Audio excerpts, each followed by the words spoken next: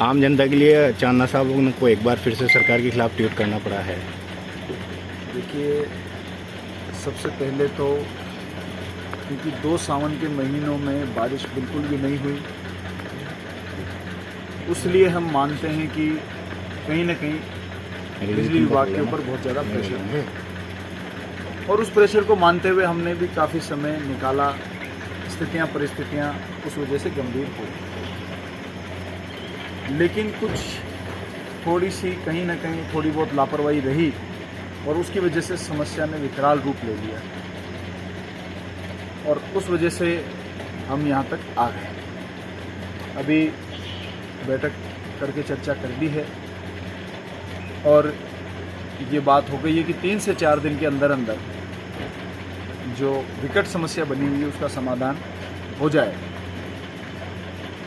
तो कल की जो हमारा धरना है उसको हम स्थगित करके, क्योंकि 3 से 4 दिन के बाद में 8 तारीख आती है, तो 8 तारीख तक हम ये कोशिश करेंगे कि इसका समाधान हो जाए, वरना 8 तारीख को फिर हम फिर से धरना और घेराव करेंगे। तो सरकार के खिलाफ सर धरना, और आप भी मंत्री है, जनता के पक्ष में उतरे हैं, कहीं ना कहीं सरकार की ये कमजोरी है अधिकारियों की? सरकार के खिलाफ ये धरना नहीं है, ये अव्यवस्था के खिलाफ धरना।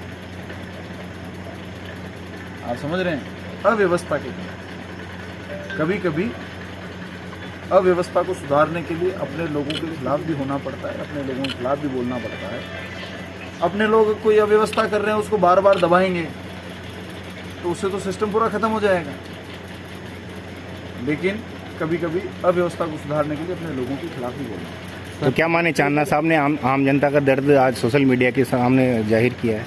आम जनता की मैं तो हमेशा ही करता हूँ, मैं तो विपक्ष में भी रहा, अनेकों आंदोलन किए, अनेकों बार जेल गया और राज्य के अंदर भी मैंने कोशिश करी है कि क्षेत्र में विकास के कार्य ज़्यादा से ज़्यादा हो, किसानों को सुविधा मिले। किसानों का दर्द हमसे देखा नहीं जाता। इस समय किसान ज़्यादा प्रताड़ित तो है क्योंकि बारिश नहीं हो रही है और उस वजह से बिजली विभाग के ऊपर ज़्यादा प्रेशर है। लेकिन मिसमैनेजमेंट होते हुए भी कुछ मैनेजमेंट करके चीज़ों को समाधान करके एक रीजनेबल जगह पर आया जा सकता है।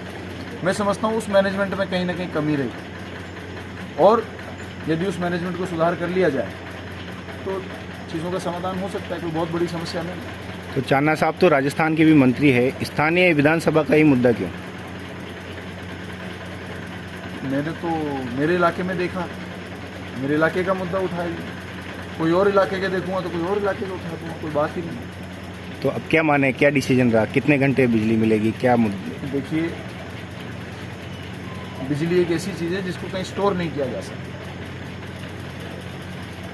और मौका आने पर कोई ब्लैक भी नहीं कर सकता।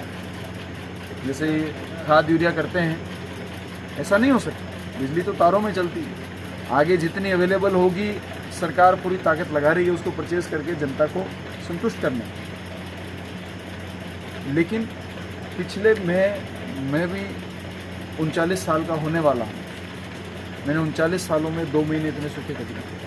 वो बात सही है सर, लेकिन बिजली घर में कहीं ना कहीं तो तंत्र खराब है, बिजली तंत्र, तभी तो ये हो रही है। मैं आपको फिर से कह रहा हूँ कि ज़्यादा प्रेशर जो इस समय आया उसका कारण बिजली है। लेकिन कहीं ना कहीं जब प्रेशर नहीं होता है, उस तरह से काम करने की आदत पड़ जाती है इंसान को, तो प्रेशर के समय में ज़्यादा मेहनत करनी चाहिए, ज़्यादा व्यवस्था को सुचारू चलाना चाहिए, जागरूक रहना चाहिए।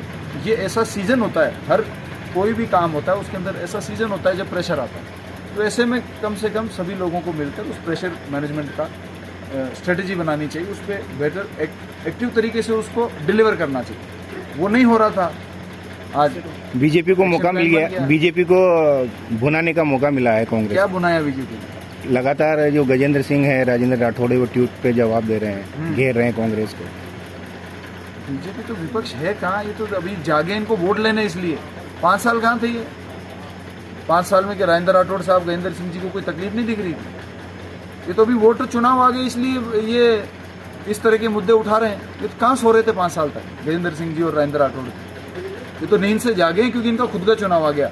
ये जनता की आवाज़ नहीं उठा रहे हैं, ये तो खुद की आवाज़ उठा रहे हैं कि हमारे को वोट दो, हमारे को वोट दो, और वो उस वैसे सीधा नहीं बोल सकते, तो ये बातें बोल रहे हैं। बाकी इनका कोई औचित्य नहीं है, राज इनके हाथ से जा चुका है। जनता मन बना चुकी है कि कांग्रेस की सरकार को रिपीट करना है। माननीय अशोक गहलोत जी ने जो इन 5 सालों के अंदर जनता को सौगात देने का काम किया वो अद्वितीय है। चाहे वो चिरंजीवी योजना हो, चाहे 500 रुपये का सिलेंडर हो, चाहे वो पालने योजना के पैसे बढ़ाने की हो, पेंशन बढ़ाने की हो, वो अद्वितीय है। लेकिन छोटी मोटी व्यवस्थाओं के लिए हमें रोज़ लड़ना पड़ता है, और वो लड़ाई जब तक जारी रहेगी, जब तक व्यवस्थाएं अच्छी रहेगी। जब हम आराम में आ जाएंगे कि नहीं सब अच्छा चल रहा है, आम जन के लिए हमेशा चांदना साहब मैदान में डटे हैं। मुझे तो लगता है कि हर जनप्रतिनिधि का यही काम है, उसके लिए ही लोग चुनकर भेजते हैं कि जब पब्लिक की दिल से दर्द उठे तो नेता की जुबान से निकलना चाहिए, चाहे पक्ष हो या फिर। जो जनता के दिल का दर्द अपनी जुबान पे नहीं ला सकता, उनको राजनीति छोड़ देनी चाहिए। तो अब क्या डिसीजन रहेगा अगर व्यवस्थाएं सुधरी नहीं तो? मैंने आपको बताया कि हमने बैठकर एक प्लान बनाया है,